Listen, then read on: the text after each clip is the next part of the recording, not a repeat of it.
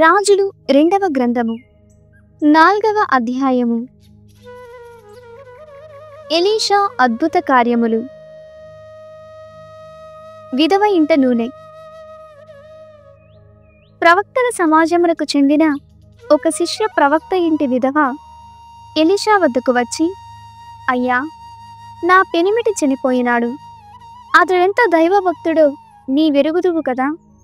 ఇప్పుడు రుణదాత ఒకడు వచ్చి నా 2 కుమారులను బానిసలుగా కొనిపోనున్నాడని పలికెను. ఎలీషా ఆమెతో, అమ్మా, నీకు నేనేమి ఉపకారము చేయవలయునో చెప్పుము. ఇప్పుడు నీ ఇంట ఏమి ఉన్నది అని అడిగెను. ఆమె, ఒక దుత్తెడు ఒలీవ నూనె మాత్రమున్నదనెను. ప్రవక్త ఆమెతో, మొదట నీవు వెళ్ళి నీ ఇరుగు పొరుగు వారి ఇండ్ల నుండి నీకు దొరికినన్ని వట్టి దుత్తులు ప్రోగు చేసుకొని రమ్ము. ఆ మీదట నీవు నీ కుమారులు మీ ఇంటి లోపలికి వెళ్ళి తలుపులు బిగించుకొని వట్టి దుత్తలన్నిటినీ నూనెతో నింపుడు. ఒక్కొక్క దుత్త నిండగానే దానిని ప్రక్కన పెట్టుడని చెప్పెను. ఆమె ఆ రీతిగానే కుమారులతో ఇంటి లోపలికి వెళ్ళి తలుపు బిగించుకొనెను. కొడుకులు దుత్తలనందించుచుండగా తాను వాటిని నూనెతో నింపెను. అన్నయ్య నిండిన పిదప ఆమె ఇంకను దుత్త ఏదైనా ఉన్నదా అని కొడుకునడగగా అతడు ఏదీయూ లేదని చెప్పెను. వెంటనే ఇంటనున్న దుత్త నుండి నూనె పొర్లుట ఆగిపోయెను.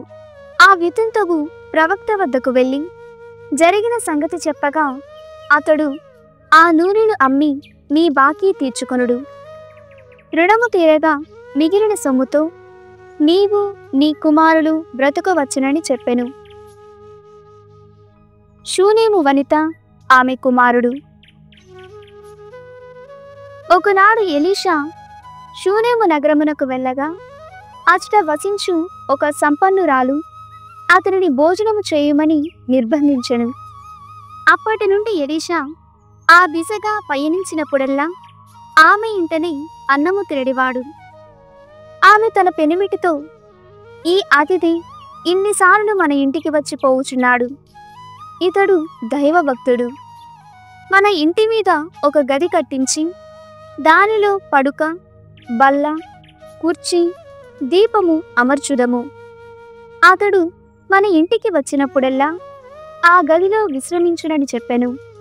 ఒకసారి ఎలీషా షూనేమునకు వచ్చి తన కొరకు నిర్మించిన గదిలో విశ్రాంతి తీసుకొనెను. అతడు తన సేవకుడు గేహసీని పిలిచి మన గృహస్థురాలిని తోడ్కొని రమ్మనెను. ఆమె వచ్చి ప్రవక్త తాపున నిలుచుండెను.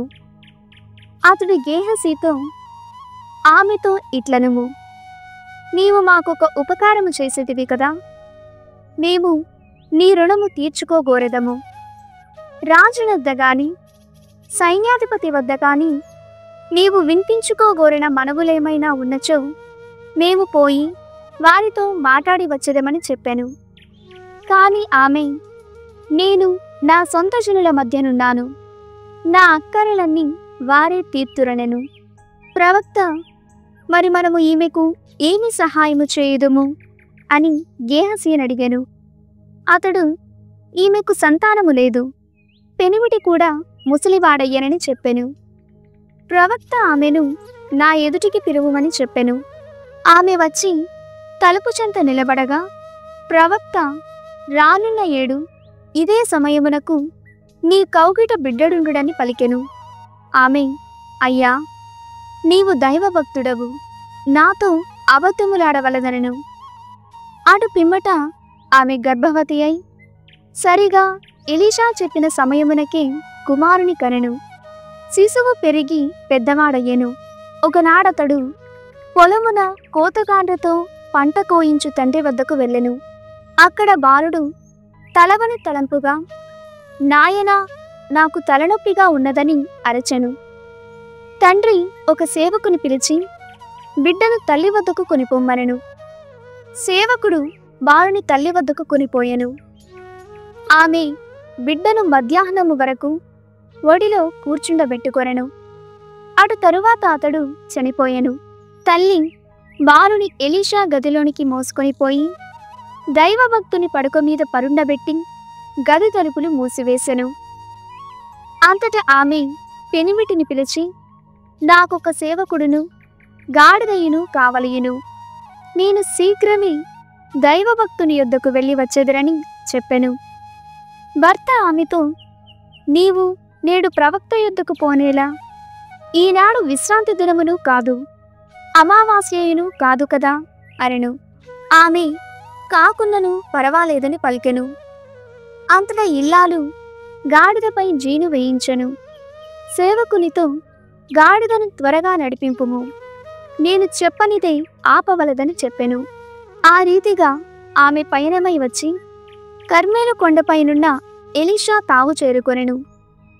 ప్రవక్త ఆమెను అల్లంత దూరము నుండియే గుర్తుపట్టి సేవకునితో, అదిగో ఆ షూనామీయురాలు వచ్చుచున్నది, నీవు పరిగెత్తుకుని పోయి ఆమె, పెనిమిటి, పిల్లవాడు క్షేమముగా ఉన్నారో లేదో తెలుసుకొని రమ్మనెను.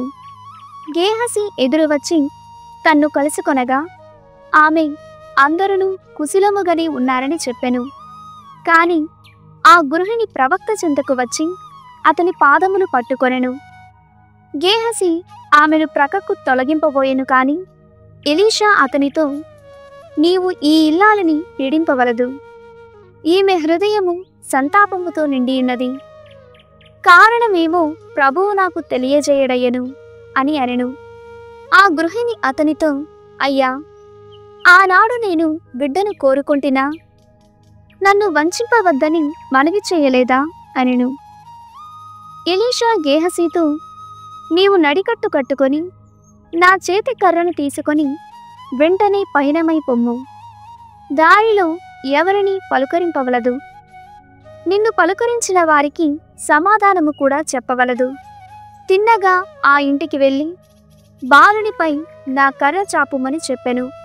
కాని ఆ ఇల్లాలు, యావే తోడు, నీ తోడు, నేను నిన్ను వదిలిపెట్టనని పలికెను. కనుక ఎలీషా ఆమె వెంట వెళ్ళెను. గేహసి వారికి ముందుగా పోయి బాలునిపై కర్ర చాపెను. కాని మృతదేహము నుండి శబ్దము లేదు, సమాధానమును లేదు. కనుక అతడు మరలా ఎలీషా చెంతకు వచ్చి బాలునికి ఊపిరి రాలేదని విన్నవించెను. ఎలీషా ఆ ఇంటికి రాగానే పడుకపైనున్న మృతదేహము కనిపించెను. అతడు గదిలోనికి వెళ్ళి లోపలి నుండి తలుపులు బిగించి ప్రభువును ప్రార్థించెను. అంతట ప్రవక్త మంచము మీదికెక్కి బాలునిపై బోరగిల పరుండెను. అతని నోరు, కన్నులు, చేతులు బాలుని నోటిని, కన్నులను, చేతులను తాకుచుండెను. అతడు ఆ రీతిగా కాలు చేతులు చాచుకొని చిన్నవానిపై పరుండగా బాలుని శరీరమున ఉష్ణము పుట్టెను. ఎలీషా మంచము దిగి గది నలువైపులా కొంచెము సేపు పచార్లు చేసెను. మరలా మంచము ఎక్కి కాలు చేతులు చాచుకొని చిన్నవానిపై బోరగిల పరుండెను.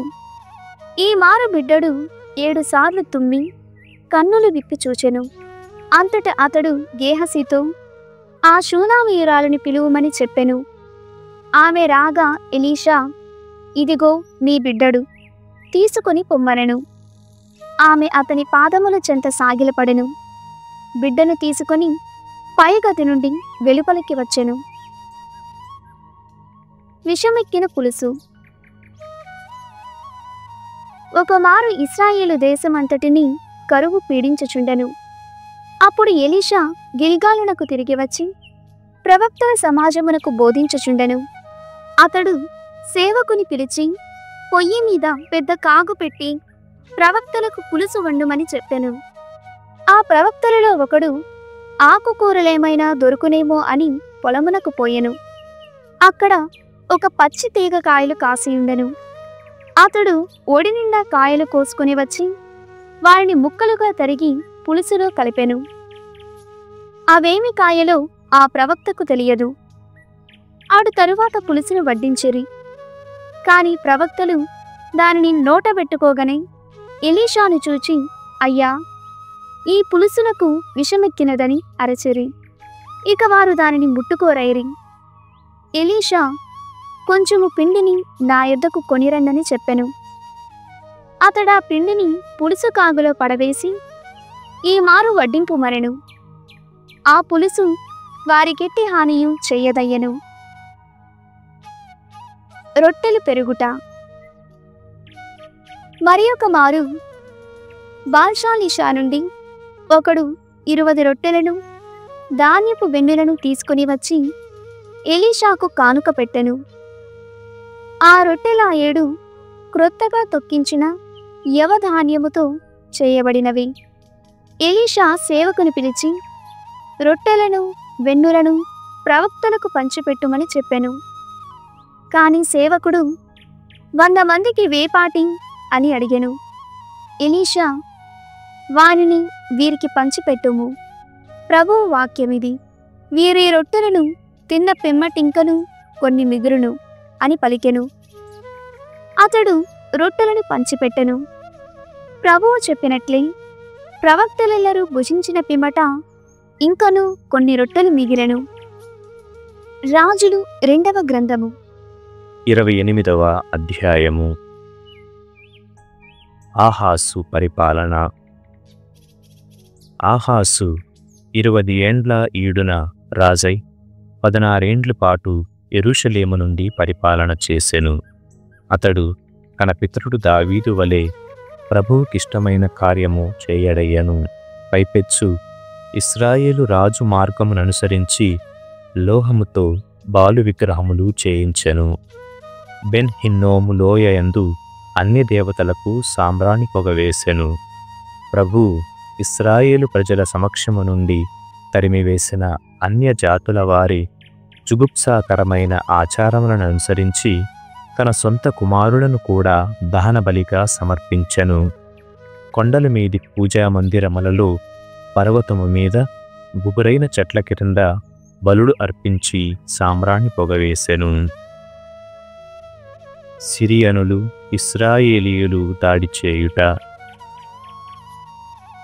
ఈ దుష్కార్యములకు శిక్షగా ప్రభువు ఆహాసును సిరియా రాజు చేతికి అప్పగించెను.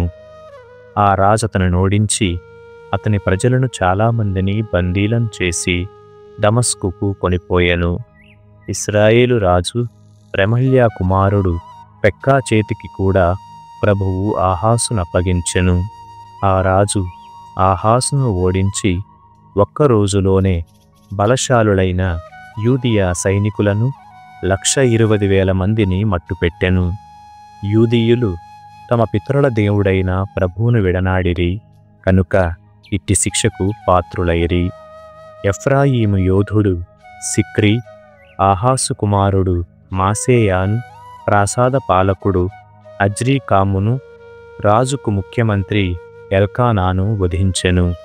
ఇశ్రాయేలీయులు తమ సోదరులైన యూదీయుల స్త్రీలను పిల్లలను 2,00,000 మందిని బందీలను చేసి సమరియాకు కొనిపోయిరి. ఇంకను వారు పెద్ద మొత్తము కొల్లసొమ్మును కూడా తీసుకొని పోయిరి. ఓదేదు ప్రవక్త హెచ్చరిక. ఓదేదు అను పేరుగల ప్రభు ప్రవక్త ఒకడుండెను. అతడు యుద్ధము ముగించుకొని సమరియా నగరమును ప్రవేశించుచున్న ఇశ్రాయేలు సైన్యముతో, మీ పితరుల దేవుడైన ప్రభువు యూదీయుల మీద ఆగ్రహము చెంది వారిని మీ చేతికి అప్పగించెను. కాని మీరు వారిని దారుణముగా వధించితిరని ప్రభువు వినెను. ఇప్పుడు మీరు యూదా యెరూషలేము నివాసులైన ఈ స్త్రీ పురుషులను మీకు బానిసలను చేసుకోకోరుచున్నారు. కాని మీరు మాత్రం ప్రభువుకు ద్రోహముగా పాపము కట్టుకోలేదా? కనుక ఇప్పుడు నా మాట వినుడు. సోదర ప్రజల నుండి మీరు తీసుకుని వచ్చిన ఈ బందీలను విడిచిపెట్టుడు. ప్రభువుకి మీపై ఆగ్రహము కలిగినదని పలికెను. అప్పుడు ఎఫ్రాయిము నాయకులు కొందరు యుద్ధము ముగించుకొని వచ్చిన సైన్యముకు వ్యతిరేకముగా మాటలాడిరి. వారు యోహానాను కుమారుడు అజర్యా, మెషిల్లేమోతు కుమారుడు బెరెక్యా, షల్లూము కుమారుడు యెహిజ్కియా, హడ్లాయి కుమారుడు అమాసా. వారెల్లరూ మీరీ బందీలను ఇచ్చటకు తీసుకొని రాకూడదు. మనము ఇదివరకే ప్రభువుకు కోపము రప్పించితిమి. ఇప్పుడీ కార్యము ద్వారా ఇంకా నధికముగా పాపము మూట కట్టుకోనేలా మనమిదివరకే ఘోరమైన పాపములు చేసితిమి కదా, ప్రభు ఇశ్రాయేలీయులపై నిప్పులు క్రక్కుచున్నాడు అని పలికిరి. ఆ మాటలు విని సైనికులు తాము కొనివచ్చిన కొల్ల సొమ్మును, బందీలను ఇశ్రాయేలు ప్రజలకు వారి నాయకులకు అప్పగించిరి. అప్పుడు బందీలను పరామర్శించుటకు నియమింపబడిన నాయకులు వారికి పరిచర్య చేసిరి. కొల్ల సొమ్ము నుండి బట్టలు లేని వారికి బట్టలిచ్చిరి. ఇంకను ఆ నాయకులు వారికి దుస్తులు, చెప్పులు, అన్న పానీయములు చేకూర్చిరి. వారి శిరముల మీద నూనె పోసిరి. నడువలేని వారిని గాడిదలపై ఎక్కించిరి. బందీలనందరినీ యూదయలోని ఖర్జూర వృక్షముల నగరమైన ఎరికోకు వారి సహోదరుల యొద్దకు కొనిపోయి అచట వదిలిపెట్టిరి. అటు పిమ్మట ఇశ్రాయేలీయులు సమరియాకు తిరిగి వచ్చిరి. ఆహాసు పాపకార్యములు. ఆహాసు తనకు సాయము చేయుమని అస్సిరియా రాజుకు కబురు పంపెను. ఏలన ఎదోమీయులు మరలా యూదా మీదికి దాడి చేసి చాలామందిని బందీలుగా పట్టుకొని పోయిరి. ఫిలిస్తీయులు కూడా షెఫేలి ప్రదేశములోని పట్టణములను, యూదా, నెగేబును దక్షిణ దేశమును ఆక్రమించుకొనిరి. వారు బెత్షెమెషు, అయ్యాలోను, గిదేరోతు పట్టణములను మరియు సోకో, తిమ్నా, గిమ్సో నగరములను వాని పరిసర గ్రామములను వశము చేసుకొని ఆ పట్టణములలోనే స్థిరపడిరి. ఆహాస్ యూదీయుల హక్కులను మన్నింపక నిరంకుశముగా పరిపాలించెను. ప్రభువును లక్ష్యపెట్టలేదు కనుక ప్రభువు యూదాకు తిప్పలు తెచ్చెను. అస్సిరియా రాజు తిగ్లత్పిలేసరు ఆహాసుకు సాయం చేయుటకు బదులుగా అతనినెదిరించి ముప్పు తిప్పలు పెట్టెను. కనుక ఆహాసు దేవాలయము, ప్రాసాదము, ప్రజానాయకుల గృహముల నుండి బంగారమును గైకొని అస్సిరియా రాజును కర్పించెను. అయినను ఆ రాజు తనకెట్టి సాయము చేయలేదు. ఇట్టి విపత్తులలోనున్నప్పుడు ఈ ఆహాసు ప్రభుని ఆజ్ఞలను ఇంకా ఎక్కువగా జవదాటెను. అతడు తన్నోడించిన సిరియనుల దేవతలకు బలుడర్పించెను. సిరియా దేవతల దేశపు రాజులకు సాయపడిరి కదా, నేనను ఆ దేవతలను కొలిచినచో వారు నాకు కూడా తోడ్పడుదురని అతడు భావించెను. కాని ఆ దేవతలే అతని వినాశమునకు, అతని ప్రజల పతనమునకు కారకులైరి. ఆహాసు ప్రభుని దేవాలయ వస్తు సామాగ్రిని ముక్కలు చేసి నాశనము చేసెను. దేవాలయపు తలుపులు మూయించెను. యెరూషలేమున మూలమూలలందు బలిపీఠములు నిర్మించెను. యూదాలోని ప్రతి నగరమున అన్యదేవతల ఆరాధనకు గాను మందిరములు నెలకొల్పి వానిలో సాంబ్రాణి పొగ వేయించెను. కనుక అతని పితరుల దేవుడైన ప్రభువు అతని మీద ఆగ్రహము చెందెను. ఆహాసు చేసిన ఇతర కార్యములు, అతడు అనుసరించిన పద్ధతులన్నీ మొదటి నుండి తుది వరకు యూదా, ఇశ్రాయేలు రాజుల చరితమున లిఖింపబడియేయున్నవి. అంతటా ఆహాసు చనిపోగా యెరూషలేముననే పాతిపెట్టిరి. కాని రాజ సమాధులలో మాత్రము కాదు. అటు తరువాత అతని పుత్రుడు హిజ్కియా పరిపాలించెను. 127వ కీర్తన. దేవుని మీద నమ్మకం. ప్రభువు ఇల్లు కట్టని ఎడల దానిని కట్టిన వారి శ్రమ వ్యర్థమగును. ప్రభువు నగరమును కాపాడని ఎడల కావలివారు మేల్కొనియుండియు లాభము లేదు. వేకువని నిద్రలేచి రేయి ప్రొద్దు పోయినదాకా మేల్కొనియుండి కష్టపడి పనిచేసి పొట్టకూడు సంపాదించుకొనుట వ్యర్థం. ప్రభువు తాను ప్రేమించు ప్రజలకు వారు నిద్రించునప్పుడును సంపదలొసగును. పుత్రులు ప్రభువు ఇచ్చు వరము, తనయులు దేవుని బహుమానము. యవ్వనమున పుట్టిన కుమారులు వీరుని చేతిలోని బాణముల వంటివారు. అట్టి బాణములతో తన అమ్ముల పొదిని నింపుకొనువాడు ధన్యుడు. నగర ద్వారము వద్ద శత్రువులు తారసిల్లినప్పుడు అతడు పరాజయము నొందడు.